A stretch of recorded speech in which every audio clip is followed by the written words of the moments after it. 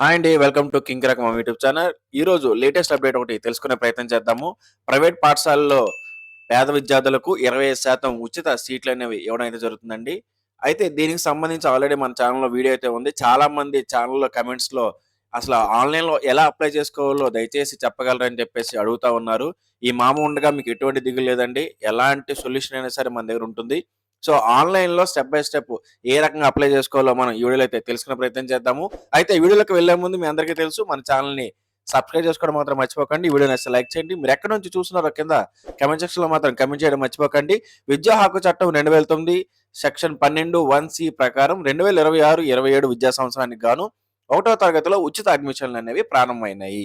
అయితే ఈ యొక్క అడ్మిషన్‌లు మనం ఎన్రోల్ చేసుకోవాలనుకుంటే www.csc.ap.gov.in అనే వెబ్‌సైట్‌లోకి వెళ్లి 22/2026 నుంచి 13/2026 మధ్యన మనం అప్లై అయితే చేసుకోవాలి. సో, ఈ యొక్క అప్లికేషన్ ప్రాసెస్ అనేది ఆల్రెడీ స్టార్ట్ అయింది. అయితే దీనిలో 25% సీట్లు పేద విద్యార్థులకైతే ఇస్తారండి. ఇందులో అనాథ పిల్లలు, ఎస్టీ వర్గానికి చెందినవారు, ఎస్సీ వర్గానికి చెందినవారు, బలహీన వర్గానికి అంటే ఈడబ్ల్యూఎస్ వర్గానికి చెందిన వారికి కూడా దీనిలో ఛాన్స్ అయితే ఉందండి. అయితే దీనికి గ్రామీణ ప్రాంతాల్లో 1.2 లక్షలు యాన్యువల్ ఇన్‌కమ్‌గా ఉంది. అదే పట్టణ ప్రాంతాల్లో 1.44 లక్షలు యాన్యువల్ ఇన్‌కమ్‌గా ఉందండి. అయితే ఇక అబ్బాయి లేదా అమ్మాయి యొక్క వయసు విషయానికొస్తే సీబీఎస్‌ఈ, ఐసీఎస్‌ఈ, ఐబీ సిలబస్‌లు చదవాలనుకునే పిల్లలకు అయితే ఏప్రిల్ 2, 2020 నుంచి మార్చ్ 31, 2021 మధ్యన జన్మించి ఉండాలి. అదే స్టేట్ సిలబస్‌కి సంబంధించిన వారైతే జూన్ 2, 2020 నుంచి మే 31, 2021 మధ్యన జన్మించి అయితే ఉండాలండి. ఈ రకంగా వయసులో ఉన్నవారు దీనికి అర్హులుగా ఉంటారు. అయితే ఏ కేటగిరీ వారికి ఎంత పర్సెంటేజ్ సీట్లు మొత్తంగా 20% సీట్లయితే ఉండడం అయితే జరుగుతుంది కాబట్టి, ఏ కేటగిరీ వారికి ఎంత పర్సెంటేజ్ సీట్లనేవి ఇస్తారనేది నేను ఇక్కడ క్లియర్‌గా ఇక్కడ చూపించానండి. దీని ప్రకారం అయితే ఇవ్వడం అయితే జరుగుతుంది. అయితే ఈ యొక్క ప్రవేశ ప్రక్రియ ఏ రకంగా ఉంటుందంటే, మనం ఆన్‌లైన్‌లో ఫస్ట్ రిజిస్ట్రేషన్ అయితే చేసుకోవాలండి. ఆ రిజిస్ట్రేషన్ చేసుకున్న తర్వాత మనకు సీట్లనేవి కేటాయిస్తారు. సీట్లు కేటాయించిన తర్వాత వెరిఫికేషన్ అనేది జరుగుతుంది. ఆ వెరిఫికేషన్ అనేది జరిగిన తర్వాత ఎంపికైన స్టూడెంట్స్‌కి వాళ్ళకి ఎస్ఎంఎస్ రూపంలో ఒక ఎస్ఎంఎస్ అయితే వెళ్తుంది. ఈ రకంగా జరిగిన తర్వాత స్కూల్‌కి వెళ్లి మనం రిపోర్ట్ అయితే చేయాల్సి ఉంటుంది. అయితే ప్రాథమికంగా ఫస్టు ఒక 1 కిలోమీటర్ రేడియస్‌లో ఎవరైతే పిల్లలు ఉన్నారో, ఎవరైతే తల్లిదండ్రుల యొక్క పిల్లలు ఉన్నారో వారికి ప్రాధాన్యత ఇవ్వడం జరుగుతుంది. తర్వాత 3 కిలోమీటర్లు, తర్వాత 5 కిలోమీటర్లు ఈ రకంగా ప్రాధాన్యత ఇస్తూ వారి యొక్క ఎంపిక విధానం అనేది ఉంటుందండి. అంతేకాకుండా సిబ్లింగ్స్ పిల్లాడి యొక్క అక్క లేదా అన్నయ్య అదే స్కూల్‌లో చదువుతా ఉంటే, ఆ తమ్ముడికి అక్కడ ఆప్షన్ అనేది ఇవ్వడం జరుగుతుందండి. తమ్ముడు లేదా చెల్లికి అదే స్కూల్‌లో ప్రిఫరెన్స్ అనేది ఇవ్వడం జరుగుతుంది. ఇది national commission for protection of child rights వారి యొక్క సిఫార్సు ద్వారా ఇది జరగడం అయితే జరుగుతుందండి. అయితే ఈ యొక్క అప్లికేషన్ స్టార్ట్ అనేది 20థ్ ఫిబ్రవరి 2026 నుంచి 10థ్ మార్చ్ 2026 వరకైతే ఉండడం జరుగుతుంది. ఒకవేళ డేట్ ఎక్స్‌టెండ్ చేస్తే మన ఛానెల్‌లో ఖచ్చితంగా నేను అప్డేట్ అయితే చేస్తానండి.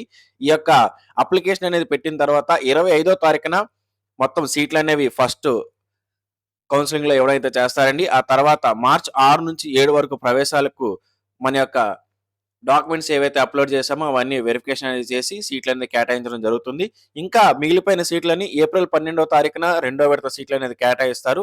వారు 13-23 మధ్యన స్కూల్‌లో జాయిన్ అవ్వాల్సి ఉంటుంది. ఈ రకంగా ప్రక్రియ అనేది ఉంటుందండి. చాలా సింపుల్ అండి. ఫస్టు మనం ఆన్‌లైన్ ద్వారా స్కూల్స్ అనేవి ఎంపిక చేసుకొని ఆన్‌లైన్‌లో అప్లికేషన్ పెట్టుకోవాలి.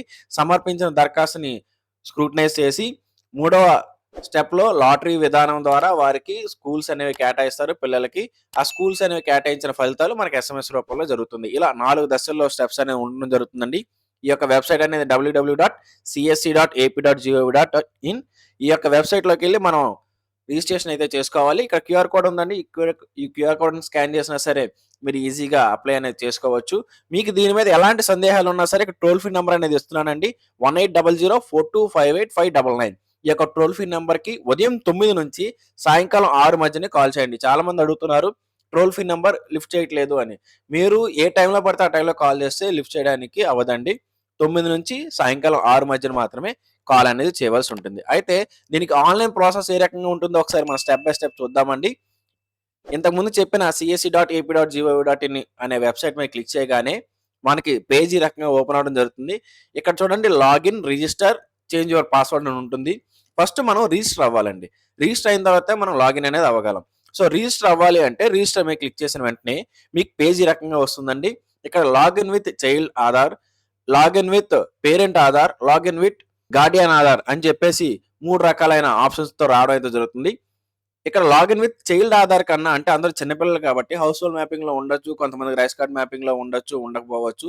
సో, ఈ రకమైన ప్రాబ్లమ్స్ ఉంటాయి కాబట్టి లాగిన్ విత్ పేరెంట్ ఆధార్‌తోనే లాగిన్ అవ్వండి. తల్లిదండ్రుల్లో ఎవరి యొక్క హౌస్ హోల్డ్ మ్యాపింగ్ అయితే మీకు స్కూలుకి దగ్గరలో ఉందో అక్కడ హౌస్ హోల్డ్ మ్యాపింగ్‌లో వారి యొక్క డీటెయిల్స్‌తో ఎంటర్ అవ్వడం అయితే చేయండి. పేరెంట్ ఆధార్‌తో లాగిన్ అవ్వమనే దగ్గరేమో ఎవరైతే పేరెంట్ ఉన్నారో వారి యొక్క ఆధార్‌తో లాగిన్ అవ్వండి. గార్డియన్ అంటే ఎవరైతే అనాథ పిల్లలు ఉన్నారో వారు గార్డియన్ యొక్క ఆధార్‌తో లాగిన్ అవ్వాల్సి ఉంటుంది. ఇక్కడ మీ యొక్క ఆధార్ అనేది ఎంటర్ చేసి గో అని కొట్టిన వెంటనే ఇక్కడ మీకు చైల్డ్ యొక్క నేము, చైల్డ్ యొక్క ఆధార్ నంబరు, చైల్డ్ యొక్క డేట్ ఆఫ్ బర్త్, వారి యొక్క district, mandal, house number, pin code, mobile number, rice card number, వారి యొక్క ఏజ్, జెండర్, రిలీజన్ అంటే హిందువా, ముస్లిమా, క్రిస్టియనా అనేది రిలీజన్ కూడా సెలెక్ట్ చేసుకోవాలి. అంతేకాకుండా క్యాస్ట్ కూడా సెలెక్ట్ చేసుకోవాల్సి ఉంటుంది. ఇలా ఈ బేసిక్ డీటెయిల్స్ అన్ని ఫిల్ చేయాల్సి ఉంటుంది. ఈ యొక్క బేసిక్ డీటెయిల్స్ అన్ని ఫిల్ చేసిన తర్వాత child having both parents yes or no అనే ఆప్షన్ అడుగుతుందండి. అంటే తల్లి, తండ్రి ఇద్దరు ఉన్నారా లేదా అని. అంటే ఒకవేళ అనాథ పిల్లలు ఎవరైనా ఉంటే లేరు అనే ఆప్షన్ మీద క్లిక్ చేస్తే వారికి సంబంధించిన డెత్ సర్టిఫికేట్ అనేది అప్లోడ్ చేయవలసి ఉంటుంది.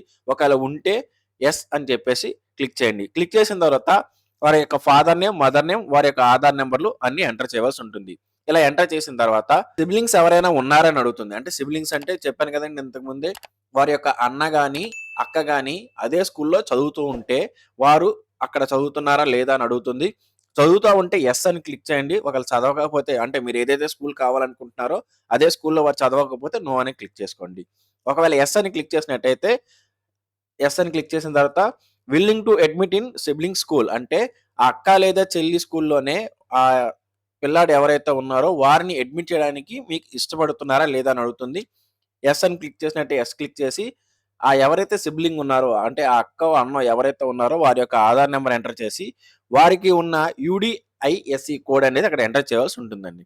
ఇలా ఎంటర్ చేసిన తర్వాత వారి యొక్క స్టడీ సర్టిఫికేట్ కూడా అక్కడ మీరు అప్లోడ్ చేయవలసి ఉంటుంది. అంటే సిబ్లింగ్స్ ఉన్నట్లయితే వారి యొక్క స్టడీ సర్టిఫికేట్ కూడా మీరు ఖచ్చితంగా ఇందులో అప్లోడ్ చేయవలసి ఉంటుంది.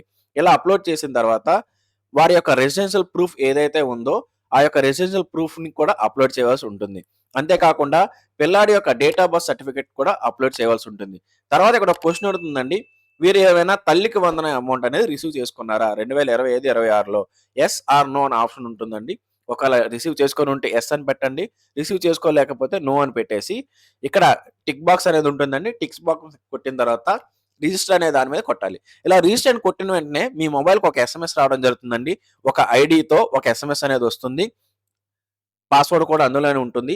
ఆ ఐడీ, పాస్వర్డ్ యూజ్ చేసుకొని ఇంతకుముందు నేను చెప్పిన వెబ్‌సైట్‌లోనే లాగిన్ అనే పేజ్ మీద లాగిన్ అవ్వాలండి. లాగిన్ అవ్వగానే మీకు పేజ్ ఈ రకంగా ఓపెన్ అవుతుంది.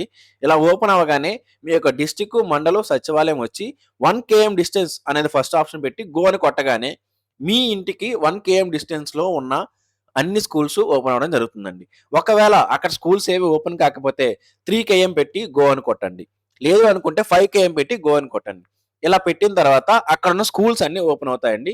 ఆ స్కూల్స్ అన్నీ ఓపెన్ అయిన తర్వాత మీరు ఏదైతే స్కూల్ సెలెక్ట్ చేసుకోవాలనుకుంటున్నారో ఆ యొక్క స్కూల్స్ మీద క్లిక్ చేసి అక్కడ యారో మార్క్ సింబల్ ఉంటుందండి. ఆ యారో మార్క్ సింబల్ మీద క్లిక్ చేస్తే యువతల వైపు ఉన్న లిస్ట్‌లోకి వస్తుందండి. ఇలా ప్రతి స్కూల్‌ని మీరు సెలెక్ట్ చేసుకొని అలా 10 స్కూల్ వరకు మీరు సెలెక్ట్ చేసుకోవచ్చండి. ఇలా 10 స్కూల్ వరకు సెలెక్ట్ చేసుకొని మీకు ఆ స్కూల్స్ యొక్క లిస్ట్ అనేది వస్తుంది. అయితే మీరు సెలెక్ట్ చేసుకునేటప్పుడు ప్రయారిటీ బేస్‌లో సెలెక్ట్ చేసుకోండి. అంటే మీకు ఇంపార్టెంట్ అయిన స్కూల్‌ని ఫస్ట్ సెలెక్ట్ చేసుకోండి. తర్వాత ఇంపార్టెంట్ స్కూల్‌ని రెండోసారి.